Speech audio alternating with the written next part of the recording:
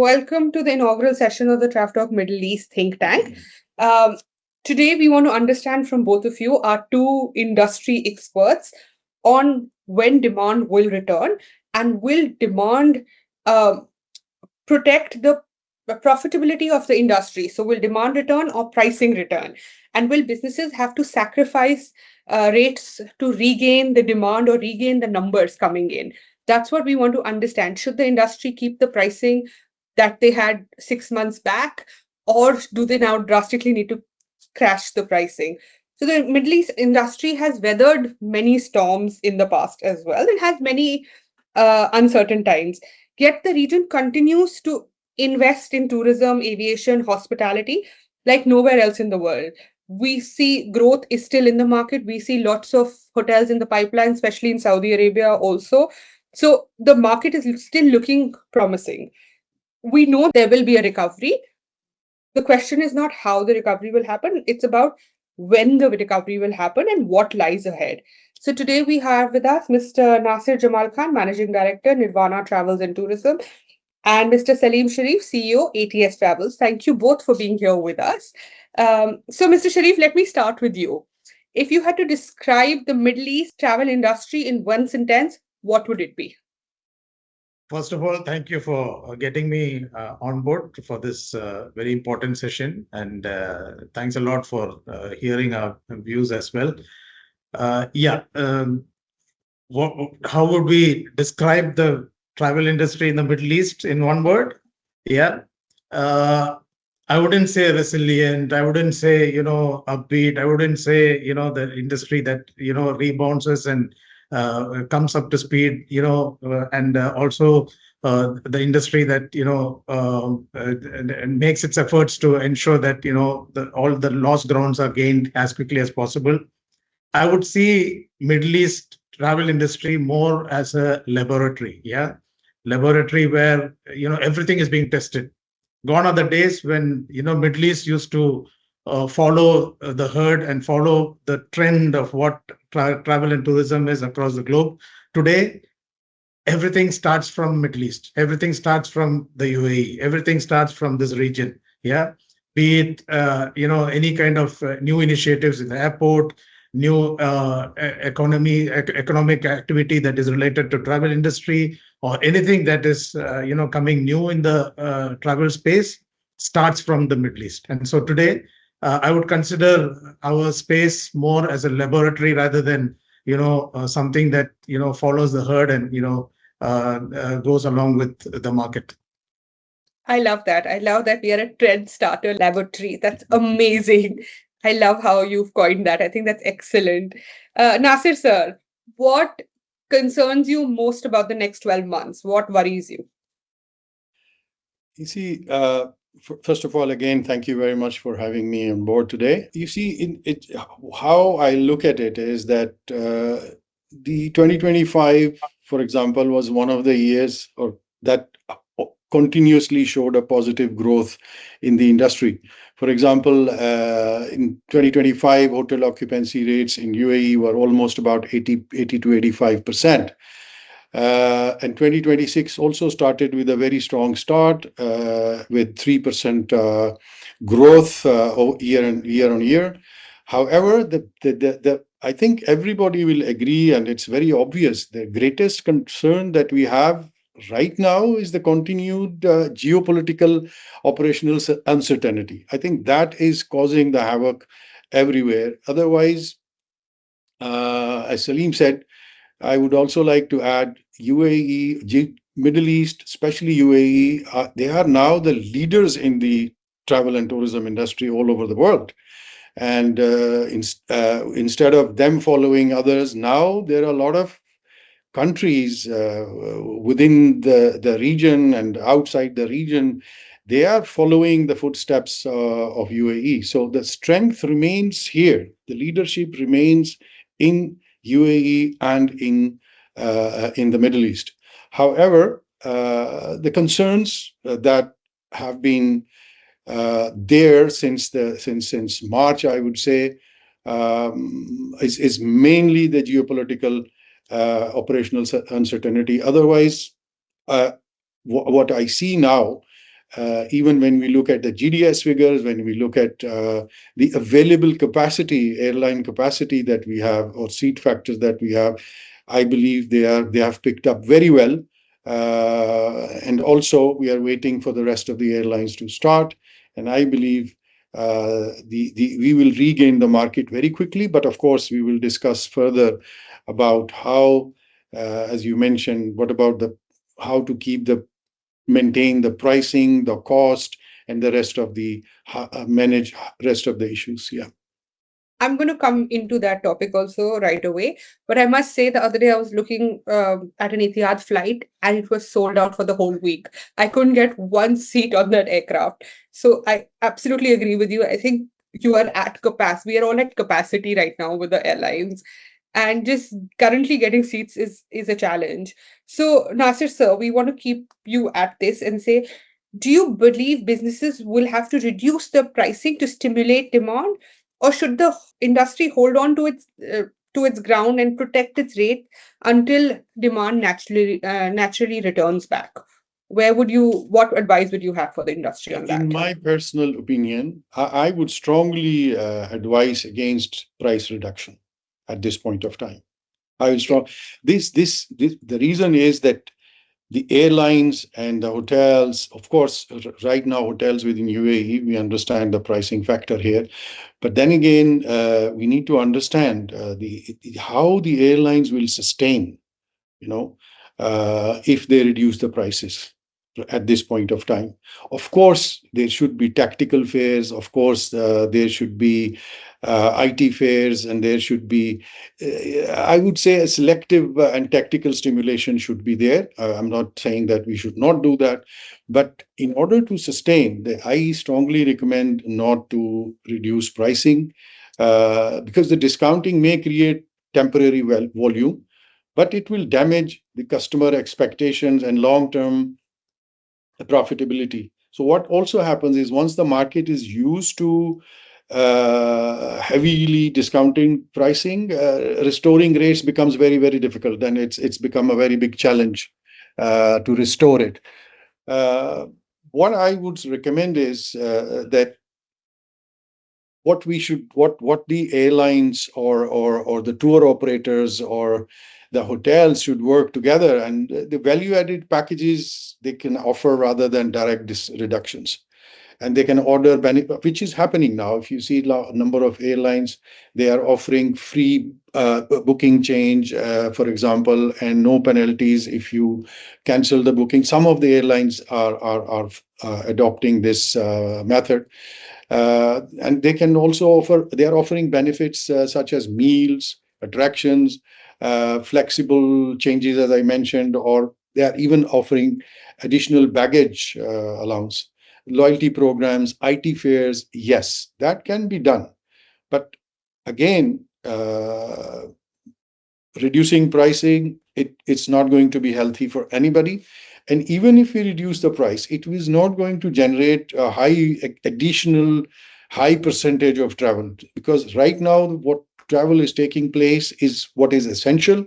You have to travel, you will travel, whether it is leisure or it is business or it is family and friends and whatsoever. So again, the tactical offers based on booking levels and available capacity, again, that is required. Right? At present, yes, there are few airlines, they are offering tactical fares, they are based on their capacity and availability of seats. I believe that is the only way forward, other than reducing the pricing, till we see a clear picture in the near future.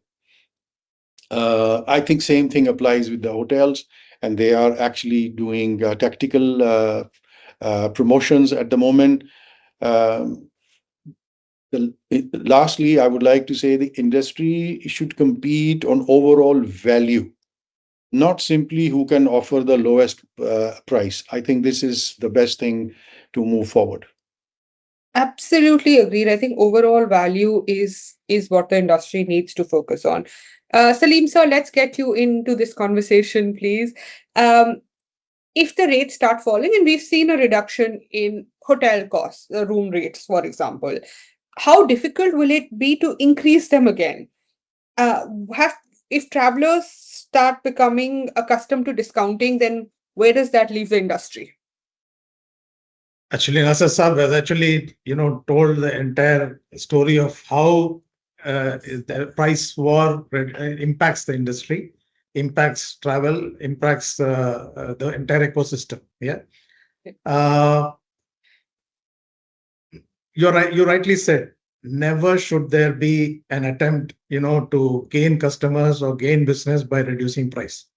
If you reduce price, customers are always going to look for that opportunity, when the price is going to go down, and then try to make a booking or try to use that particular service. Yeah, which is not healthy for our industry at all.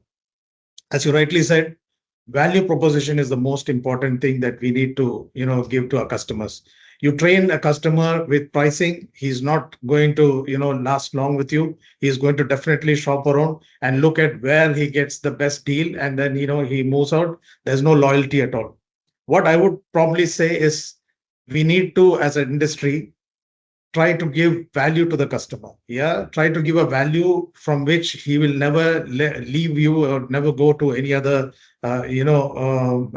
competition. He will stick with what you have, and he will be your loyal customer. So I would probably say that value proposition is more important than reducing pricing. Yeah, as Nasir said, pricing always impacts or creates a challenge for the industry to grow. Airlines today, if they reduce prices, we know the costs that are involved in, airline operations. We know the cost that is involved in, running a hotel. Even if there is no occupancy, even if the hotel is closed, you need to spend 60% of the cost to maintain the electricity, maintain, all infrastructure running, and ensure that, the property is ready when, the demand comes. So there is cost involved everywhere, and there is no use of, having a price war, reducing the price, and then trying to gain customers. Yeah, that's not going to help at all. Value proposition is the most important thing. And if the industry recognizes this and tries to, offer the right value to the customers at the right price, I'm sure there'll be no challenge, when there is any kind of, a situation like how it has happened during the first quarter of this year. Perfect. So I'm going to ask you another question here. Um, do you think our sales strategies across the board, across all different travel verticals, have become too dependent on pricing? Do you think that is because the industry is following those footsteps currently? Unfortunately, yes. Yeah. Our industry has the habit of panicking and, doing some kind of distress sale, trying to reduce margins and trying to, gain business. It's no longer that equation. It's not going to last. It's not going to be sustainable, for our industry.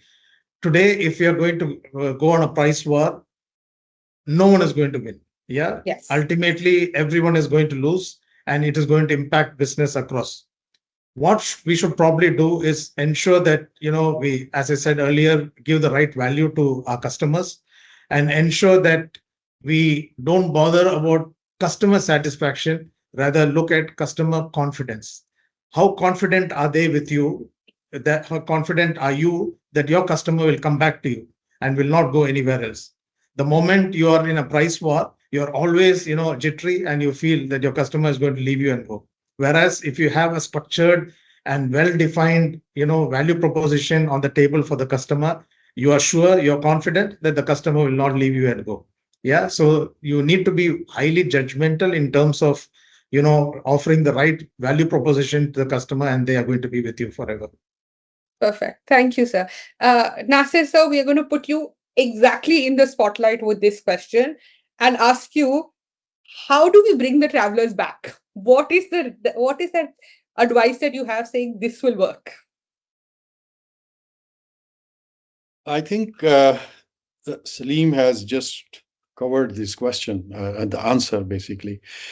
I believe, again, UAE is the strongest market in the world. It's well placed, it's well known, and we being in the travel industry, we travel around the world, and we could see that everywhere in the world, whether it is east or west, everybody is planning to travel to UAE, travel to Dubai, correct? Absolutely. So that is already placed very well.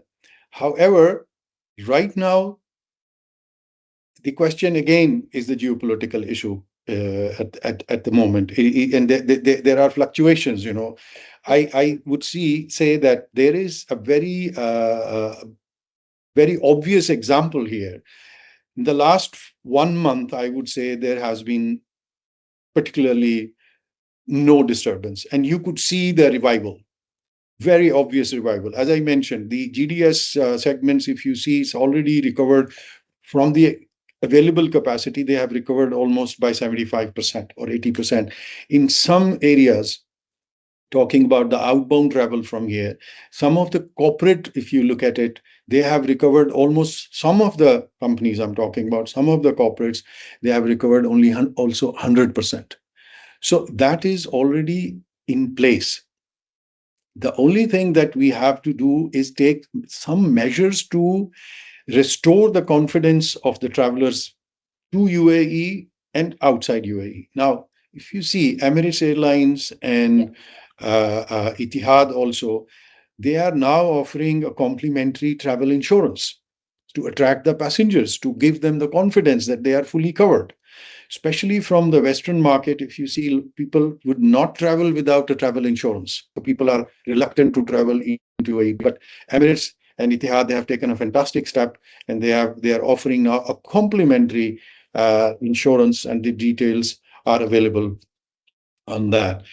Secondly, the again, we just spoke about the pricing, but at the same time, I would say that uh, I've been to 3, 4 different countries in the last couple of weeks, and everywhere people are saying, oh, it's hot, it's humid in Dubai, it's hot in Dubai, but let's go, we are getting extremely good deals. Now, this will create a temporary fill in the pockets temporarily, but in the long run, I would say that how do we sustain ourselves, the travel agents, the tour operators, the hotels, they are facing huge difficulties in terms of pricing right now, I mean, in cost of operations, if I may say. So the fuel is gone up by 40%. The insurance is gone up by certain percentage. I don't have the right figures. So the cost of operation is very high at the moment for whether it is a hotel or a travel agent or an airline or anybody else within the industry. So So I just want whoever, to bring in another this topic for you here. Is I know everyone is working together, they are collaborating, but is there any other kind of collaboration that you want airlines, hotels, travel companies, destinations to be doing together to bring that messaging out more clearly to the international markets? Do you think we are, especially because you've recently traveled and you've met yes, people abroad, do you think the messaging for the Middle East or for Dubai is or UAE is in the right place? Or do you think that messaging and that collaboration needs to be stronger currently? definitely the collaboration has to be much more stronger than it was ever before. The industry needs to move from individual recovery, because we are in a recovery phase, recovery initiatives, to a coordinated destination recovery model, I would suggest. So airlines, tourism authorities, hotels, destination management companies should jointly identify priority source markets and build integrated campaigns to those markets. So this is definitely going to enhance the confidence level of the passengers in and out of UAE. So the joint airline, hotel, transfer and attraction packages could be very attractive, could be very positive move. Market specific campaigns rather than generic global promotions that we always do would be ideal. I would also recommend the consistent communication. So this is very, very, very important. I think this should be the most important factor here. The consistent communication, especially during the disruptions. So the customers, they receive accurate information or close to accurate information, because we cannot always give 100% accurate information because of the fluctuation of the situation. I would say the greater cooperation with travel agents who provide market intelligence, distribution, I think that will be ideal in my point of view. Lastly, the travel companies must be involved at the planning stage rather than being approached only after airlines, hotels, and destinations have already designed their campaigns. So this is the time we, as a travel agents or tour operators, we are the backbone of the industry. If you see, there are direct sales for airlines and hotels, but majority of the sale is still happening through the travel agents, still happening through the tour operators. And we are the eyes and ears of the market. We also should be part of planning. So I would say that the travel companies must be involved at the planning stage, the primary stage, rather than we are approached or we are just given the Informed, yeah. promotional informations and packages. So I think we should also get involved, or hotels and airlines should involve us before making any decisions, especially at this point of time. Absolutely agreed, sir. You also spoke about tourism boards, but I'm going to come to that a little later. I just want to bring in Mr. Saleem right now. And sir, Nasir sir spoke about priority source markets. What, according to you, should be priority source markets for the Middle East over the next 2 years? Should it be India, China, Russia, or Europe, Africa? Where should the travel, like, where do you think business is coming from? To be frank, none of these. Yeah. We should not be identifying separate markets or separate countries or each country. It doesn't work that way at all. I mean, it used to during the past when there used to be strategic advantages of engaging with one particular region or one particular country. Today, that has totally changed. That shift has happened. It is not country specific. It's going to be based on the profile of the passengers or the clients that are, going to travel. You have medical tourism, you have cultural tourism, you have got Gen Z, the online nomads, who look at different opportunities online, you being one of them. And, so you need to cater to this kind of cross the profile of people rather than looking at individual destinations. Individual destinations today doesn't hold good, as these you need to prepare yourself with the products and services that are unique, that will be picked up by different categories of people. Yeah, that will only ensure that travel businesses become successful. If you concentrate on one particular country, put all your eggs in that basket, and then try to promote it. Tomorrow, if there is some geopolitical incident that's happening, all your efforts are going to be wasted. Yeah. So it is not prudent enough, to go country wise. It's always better to go segment wise, target your, the segments that are the most, low-lying fruits for you, for each individual business. Yeah, it may vary from one agency to the other agency. So each one look at what would be the best, profile of customers that they are catering to, and then offer products and services that, help them to promote that particular destination or that particular activity. Yeah, so there is no point in offering summer the packages to clients sitting in Dubai. Yeah, because he is already enjoying summer here. You need to look at different experiences that they can enjoy, and that is what will help to sell your products and services. Otherwise, you're not going to be successful. And so, looking at recovery, what segment do you think will recover the quickest? Would it be MICE? Would it be leisure, luxury? Would the airlines make their recovery first? So, what would you presume where do you think the industry will start recovering from? From my point of view, I think industry will recover where there is scarcity of products. Yeah, where there is scarcity. If there is no scarcity, recovery is going to take a long time. Scarcity by the means that we are in the luxury travel space, and we know that luxury is not rampant. It's not available everywhere, and quite fast we were able to recover, and we were able to sell luxury products in the marketplace. Likewise, when airlines were starting operations, we found only Emirates operating, the national carriers operating. We found there's scarcity for upper class seats, business class and first class seats.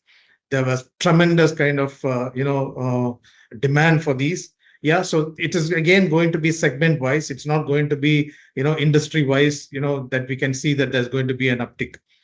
So I feel it's going to be more where there's scarcity. Those are the sectors that are going to pick up. And anything that you want the industry to be doing differently from what they are doing currently? Anything that you feel that they are doing, they should, something needs to change. What would that one thing be? Change is the only constant thing in this world. Yeah. Yes. And if you do not change, if you do not innovate, if you do not look at things in a different perspective, try to do things in a different manner, we are all going to fail. Yeah. And that has been our philosophy as well. I mean, we've been in business for about 5 decades now. And always we have been on the constant lookout for how we can be different in the marketplace. And that has helped us, in achieving our targets or goals. So what I feel is, if we do not affect that change, there is going to be a challenge. You're not going to be successful at all. Perfect. Thank you. Nasir sir, we'll bring you in.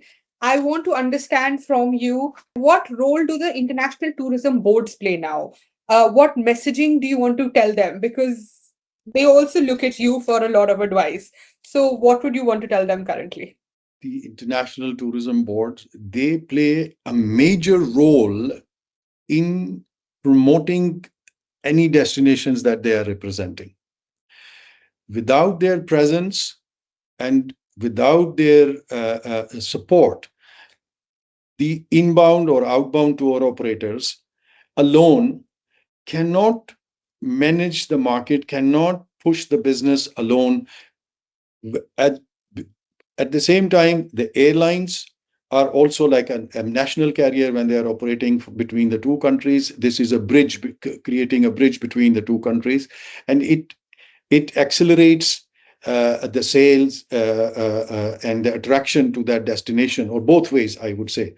However, the most important thing for the tourism boards is that they need to be constantly present in the markets. They should not disappear. I have seen some of the tourism boards, they only come during the ATMs.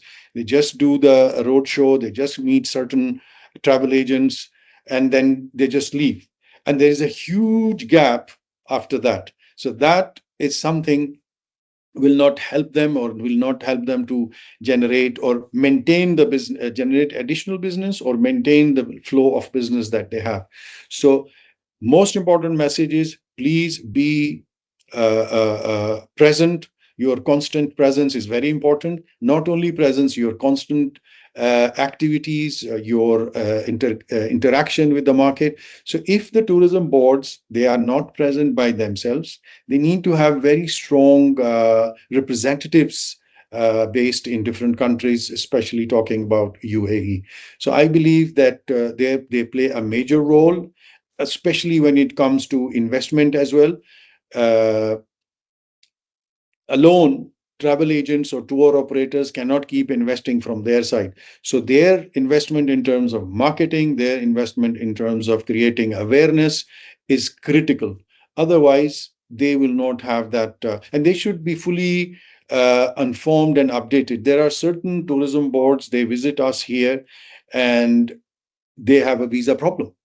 They keep pushing us, push the business, but when we talk about visa issues, long waiting periods and long visa processes and very painful visa processes, they do not have answers. So I think they should be fully equipped and present in the market by themselves, and or by the way of having a representative in the market. I think this is critical. Amazing. Thank you. From a long-term perspective, what do you think will be some of the biggest challenges that the industry will face? This is keeping in mind that we are not talking about the geopolitical situation that we are currently in. But do you think there will be problems like manpower shortage? Because he's seeing a lot of talent also moving into different markets. There are rising operational costs. There are consumer confidence.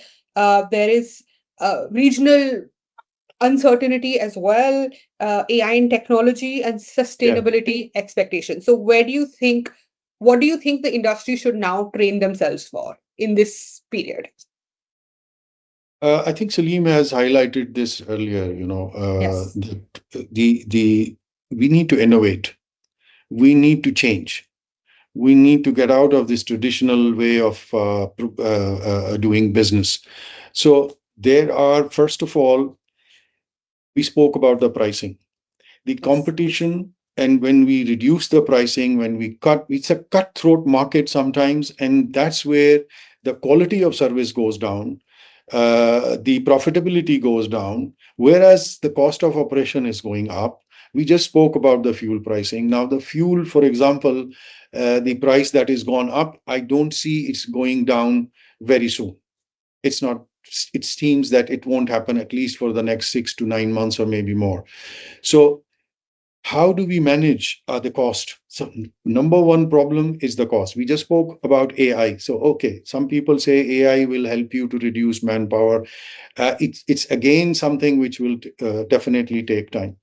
How to retain quality staff, how to retain experienced staff, how to ma- manage your costs. Now, if you want to hire entry level staff, this is not a problem. It is still available.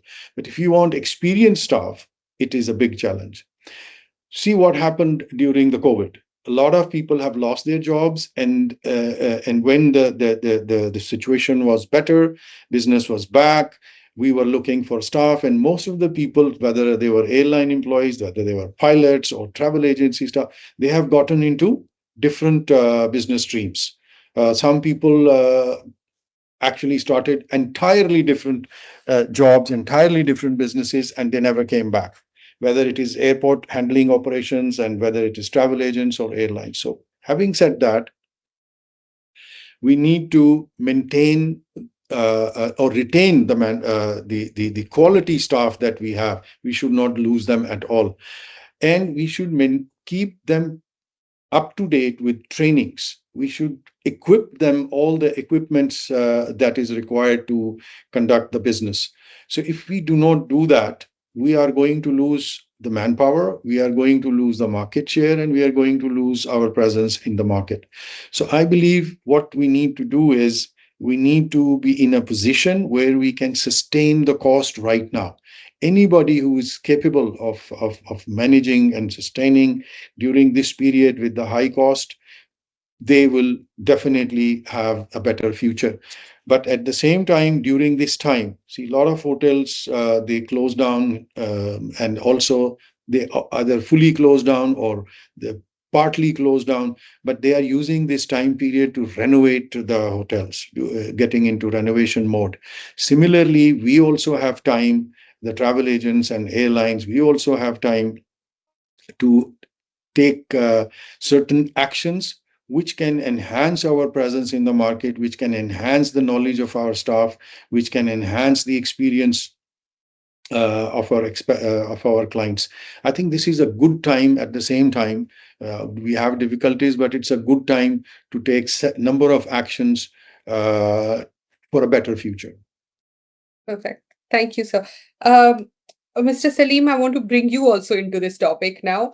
What do you feel would be the industry's biggest challenge moving forward? So, in a long term, where do you think would be the potential roadblock that the industry can already prepare for? And I also want to, in this, ask you what would be key in rebuilding customer trust and confidence? Oh, actually, Nasser has actually, said hit the bullseye, and he has, in fact, told exactly what challenges we are facing and what, if we do not do, where we'll get stuck and how the industry is going to get bogged down. Yeah, this applies to everyone that is within this ecosystem. These challenges can be overcome only by reinventing yourself, looking at how differently you can be in the marketplace, and how not doing the same thing again and facing the same result changes, the way you think of doing things in the future. For instance, I've been in this industry in this country for about 3 decades now, and these challenges have been there right from day one. Yeah, it is not something that pops up all of a sudden. Our industry has been inundated with several challenges, even from the days when we used to have handwritten tickets to how, BSP came, how the commissions were cancelled, and then how, the COVID came, recession happened. So many things have happened. And then still the resilience that the industry has shown and the way the industry has tried to, reinvent itself and, present itself in a different manner, that has helped companies to sustain and be successful over the past. This challenge is going to be even more tougher and difficult in the future. With the induction of AI, people think, there's going to be cost reduction, there's going to be lesser dependency on quality stuff, things are going to be automated, everything is going to be easy. No, it's not going to be that way at all. Yeah, AI is there, yes, for sure. But then how do you make use of this AI? How do you make use of the opportunities that are surfacing with this tools of AI? That matters more than, how the AI itself is going to bring a dent in this industry. Now, with regards to trust factor, when everything goes well, trust is always there. Trust comes into play only when there are challenges and when the client is in trouble. Yeah. For instance, when someone is stuck in some airport or some situation, the first 10-15 minutes is crucial. So when he calls his preferred travel agent or the agent who has, booked his trip, are you there for him? Are you there to ensure that you have a solution for him when he is in trouble? That is where trust comes into play. The most important thing here is transparency. How transparent are you with your customers? How transparent are you when it comes to real-time challenges? And how are you able to communicate this with your customer and ensure that you're there for him no matter what? Yeah. Speed of service is another important thing. Yeah, if you're there and you're not able to offer products and services within the stipulated time or the SLAs that you have already, agreed with the dotted line, then there is going to be a challenge. And of course, taking ownership. There is no point in wriggling out of any tough situation, especially our industry. There are a lot of challenges. We are not the ones who are, offering the service. We are only middlemen. We offer other people's service as a middleman, and obviously we do not have control over what that particular service delivery is going to be. And that when there is a failure of service delivery, are you willing to take ownership? Are you willing to ensure that you take remedial or corrective steps and ensure that the customer is taken care of in the shortest possible time? That matters a lot, and that is where trust comes into play. Perfect. Thank you, sir. Mr. Nasir, I'm going to get you in on the next question. So this morning we had a meeting with WTTC, and they have said that the Middle East market will start making a recovery by the end of the year, and by next year it will be fully recovered. They are very hopeful and positive about their data and statistics based on this conversation. So I want to ask you, when we are sitting at a think tank next July, what will the market look like? Okay, so my expectation is that by July 2027, UAE travel demand will have largely recovered, provided, again, the region experiences sustained geopolitical stability. This is very, very important. And reliable air connectivity through the coming winter seasons. However, I would not expect every segment of the market and business to recover at the same pace. It's not going to happen in my observation. As Saleem said earlier, luxury and premium travel should be performing strongly by then, even if it is still performing very, very strongly. Looking at the price-sensitive leisure travel, it will recover in volume. But customers will continue searching for value, flexibility, and packaged offers that we have already discussed. And I think we need to seriously consider that and offer the same thing.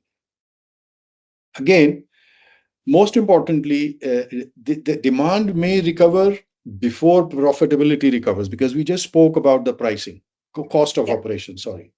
So therefore, the demand, yes, it looks like demand will recover, but the profitability fully recovers. This is something which we cannot predict now. It all depends on the cost of operation, especially the fuel pricing. So even when passenger numbers and hotel occupancy returns, still, as I said, the demand, as I said, will recover, but profitability is a challenge. It's a big question mark, even when the hotels have very high occupancy. As I said, in 2025, it was 85% occupancy rate in UAE. So even if we reach 85%, will we recover the cost or profitability? So that is something different. The correct strategy is to restore travelers' confidence, protect sustainable pricing. I would say stimulate demand and selectively retain experienced manpower. If we do that and collaborate around one strong UAE destination proposition, we have discussed that how Yes. we as travel agents should be part of the planning and strategy together with the airlines and hotels and other vendors. So this is something very, very important. I think the UAE has the infrastructure, airlines, hospitality products, government support, and global reputation required to recover strongly. So I am very positive. I think we are all very positive with regards to this. Lastly, I would like to say demand will return, but demand recovery and profitability recovery should not be confused. We should not confuse between that. So let's be prepared for the demand to be recovered.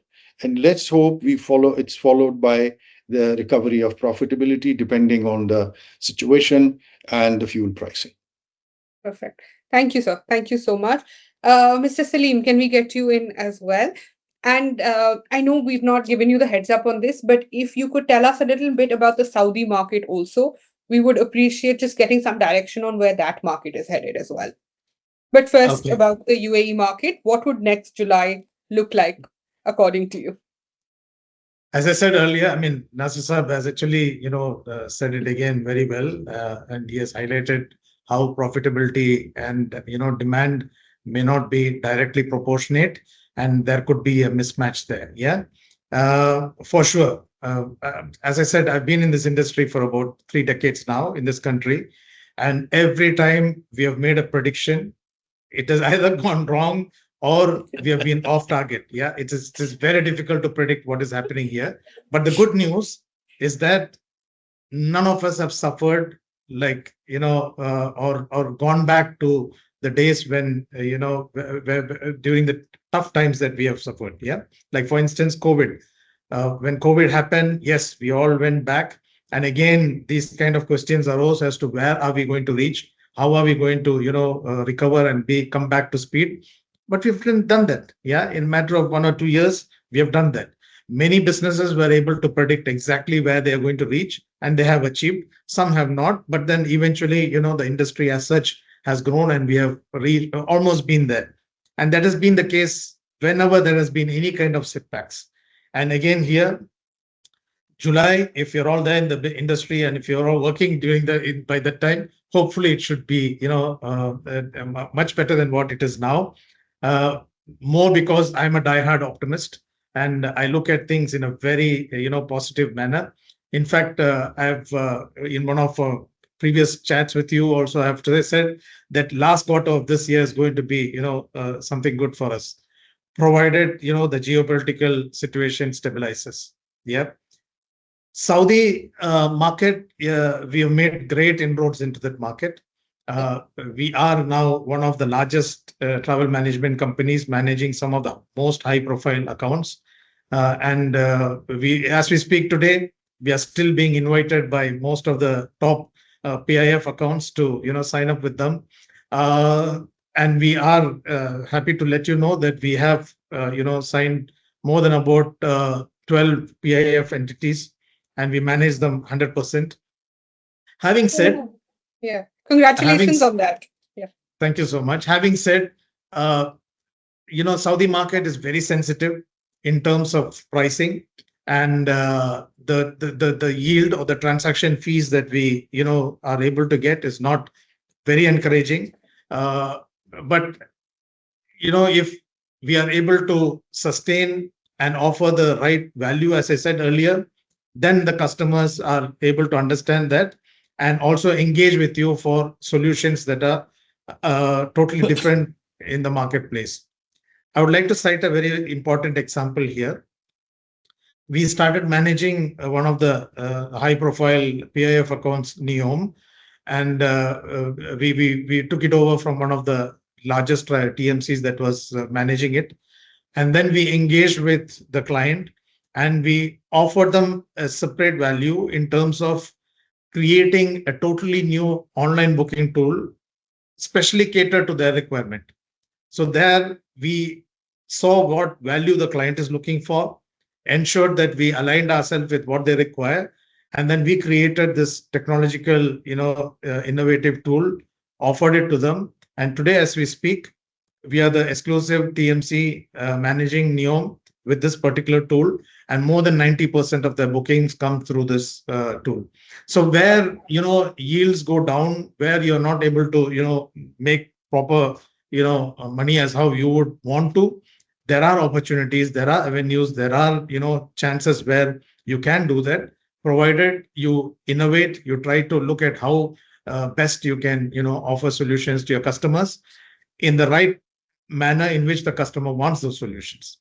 So that's where I see the industry heading. Yeah. Okay. So I'm going to keep you on the spotlight and ask you some rapid fire questions. I have 3 or 4 quick questions and I want you to respond very quickly as well to them. One destination in the region which according to you has the biggest untapped potential? Jordan. Yeah. Jordan is definitely a great destination. And I feel that will emerge as a huge destination. Yes. Amazing. Corporate or leisure, what will recover first? Corporate. Corporate. Perfect. One travel trend that everyone is underestimating. The adoption of AI. Yeah, it is something that still people look at it in a very skeptical manner, especially our industry. And our industry, many of the stakeholders within our industry, I've spoken to them. They say they look at it in a very skeptical manner. They say, yeah, AI is coming, but I don't think that is going to bring major dent. That the understanding that AI is a very powerful tool. If you do not adopt it, if you do not make proper use of it now, you'll be left out.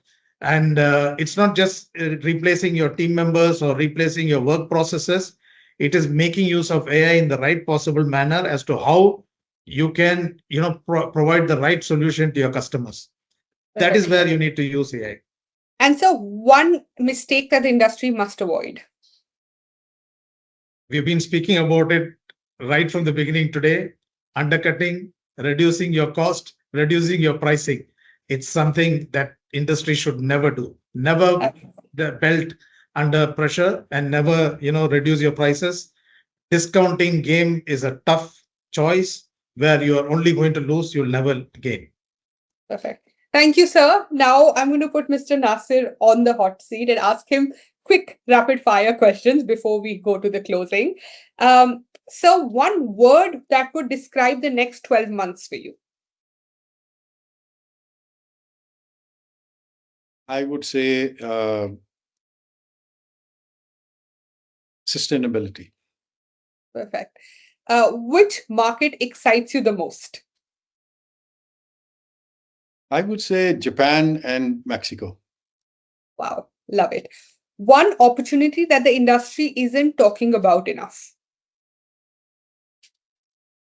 We are not exploring different destinations, which as I just mentioned, Mexico, Japan, and there are a number of other destinations which we are not exploring.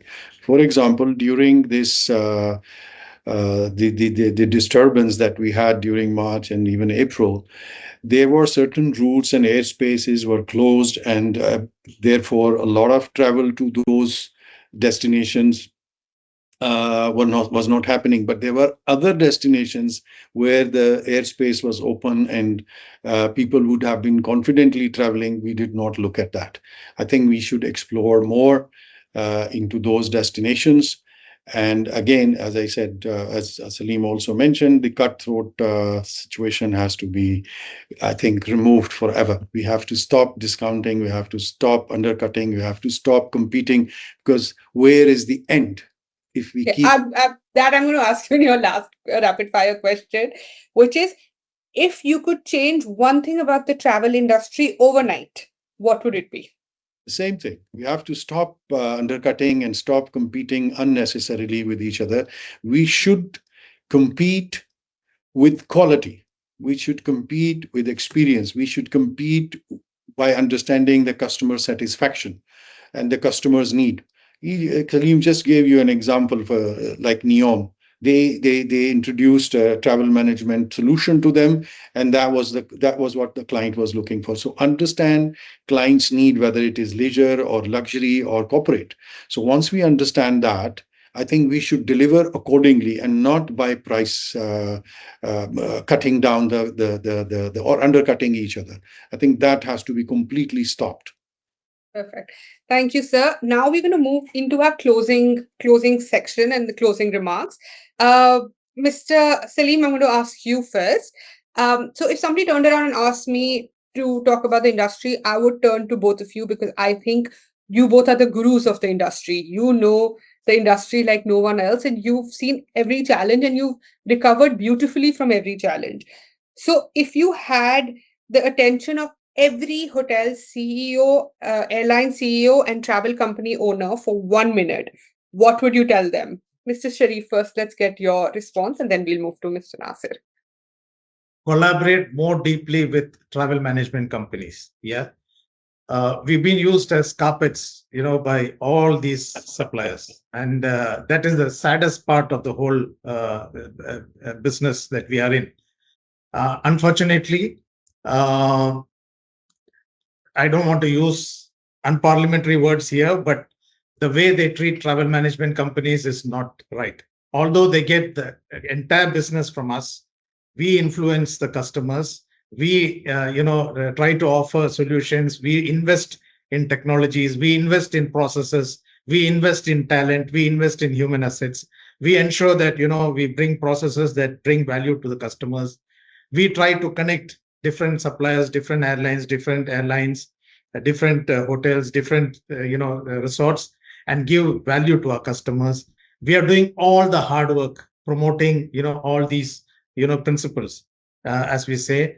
And unfortunately, we do not see that kind of support or that kind of pat at the back. Forget about compensating us. That is also not there.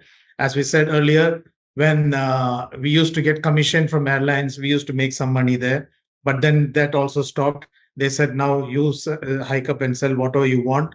When we started doing that, then they started offering the same thing on their website, which again was a big challenge to us. Ultimately, they have left us high and dry, trying to make us work hard for every dime that we make, which has become a big challenge. Yeah. I would like on behalf of the entire industry, to request airlines, hotels, and all other principles that we as travel management companies promote, to be a little more considerate and ensure that a little part of what they make is given to us as well.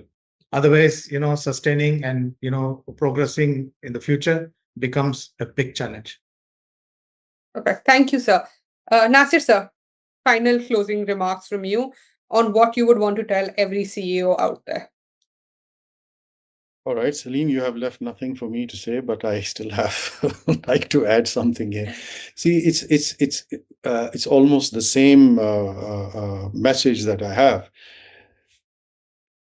We are incurring the costs, as Saleem mentioned, and I won't go in details. But what is happening here, whether it's an airline or it is hotel industry, they have access and they are directly selling to the customers. They are approaching the customers directly. they have corporate deals in place, and they have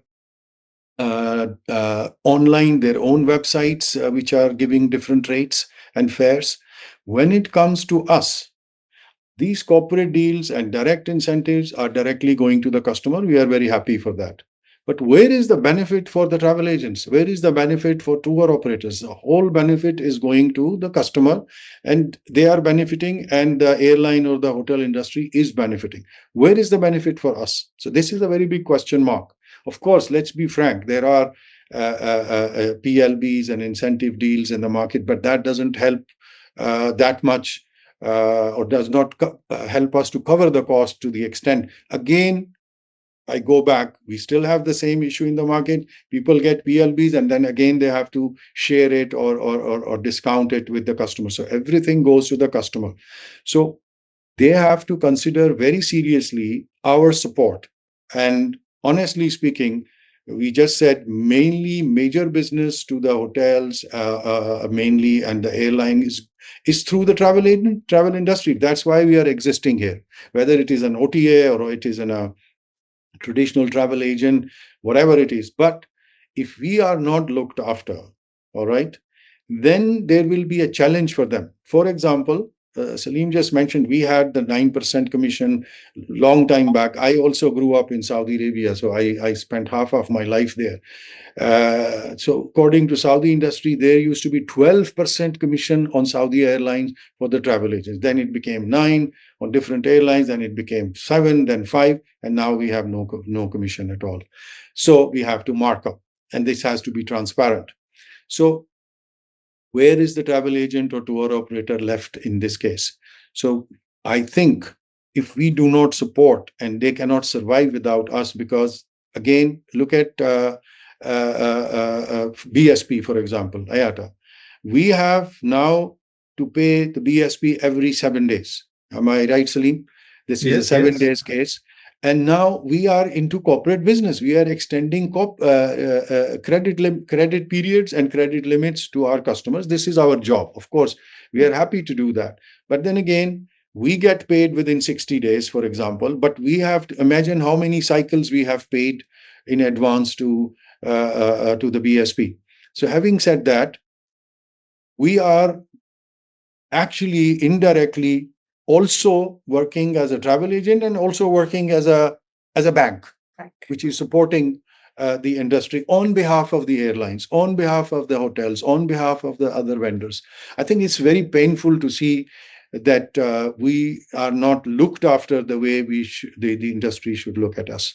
They are depending on us, and but they are not compensating us the way they should. So I think it's a very clear message that if they take care of their supporters like us, they will benefit more, and we will also benefit, and the quality of service will even enhance.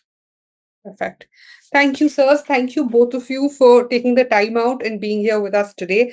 I think our discussion's been extremely meaningful, and we are waiting to write all about it and showcase the video on Travel TV. Really appreciate the time and effort that you've taken out, and really thank you so much. Thank you so much, Devika. Thank you. And just one thing, I really appreciate the way you handled this whole episode. The way you orchestrated the questions, the way you managed the whole thing is fantastic. Thank you so much. Great job.